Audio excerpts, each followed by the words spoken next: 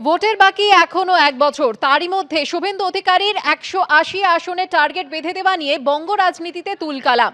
ভবানীপুরে মমতা বন্দ্যোপাধ্যায়কে হারানোর আগাম ঘোষণাও করেছেন বিরোধী দলনেতা।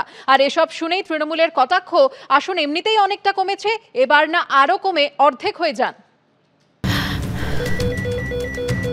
ক্যান্সারে নেই আর ভয়, NCRI হবে এর জয়। আপনাদের ভরসা নেতাজি সুভাষচন্দ্র বোস ক্যান্সার হসপিটাল।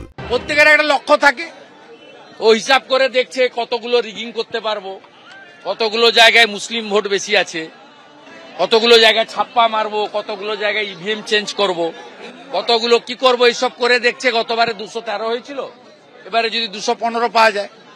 আর আমরা রাজনৈতিক অঙ্ক করছি, যদি হিন্দুরা এক হয়, জনজাতিরা সাথ দেয়, তাহলে 210টা সিট আছে যেখানে অন্যদের সাহায্য লাগবে না। কালিম্পং থেকে কাকদ্বীপ যে কোনো আসনে দাঁড়ান না কেন, নিজের ইচ্ছে মতন 50,000 ভোটে হারানোর দায়িত্ব আমরা নিচ্ছি।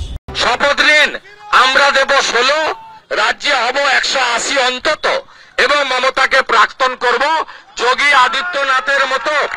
পশ্চিম বাংলায়ও সুশাসন সুরক্ষা দেব।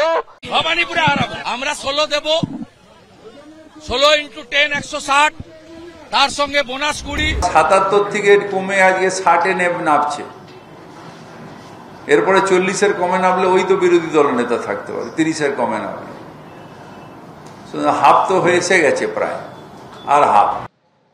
গত 27শে ফেব্রুয়ারি নেতাজি ইন্ডোরের সভা থেকে প্রথম 215 বা তাও পেরিয়ে যাওয়ার কথা শোনা গিয়েছিল মমতা বন্দ্যোপাধ্যায়ের মুখে।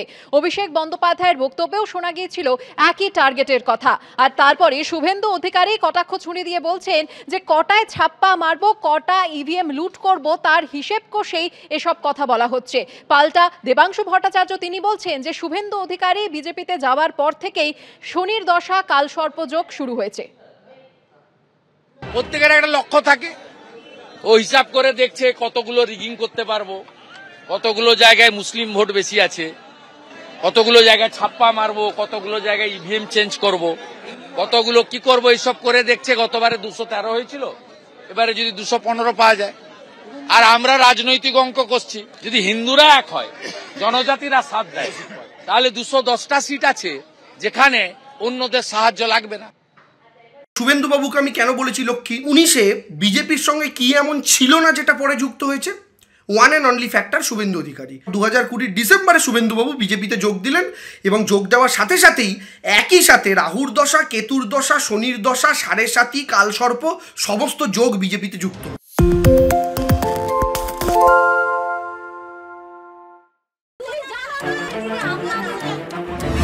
বাংলা চেঁচামেচি চায় না, বাংলা খবর চায়। বাংলা খবর, বাংলার খবর।